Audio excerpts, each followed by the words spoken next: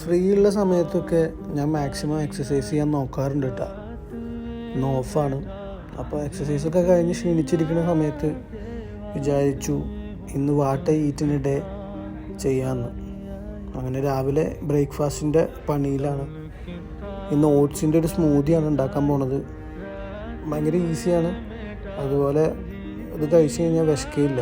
പക്ഷെ ഒരു 11 മണിയായപ്പോൾ വീണ്ടും വിശന്നു. 3 മുട്ട കഴിച്ചു. ഉച്ചക്ക് ചോറും മീൻകറിയാണ്, മീൻ വറുത്തതുണ്ടായിരുന്നു, അപ്പോൾ അതും കഴിച്ചു. 4 മണിയായപ്പോൾ പിന്നെയും വിശന്നപ്പോൾ ഒരു ഓറഞ്ച് കഴിച്ചു.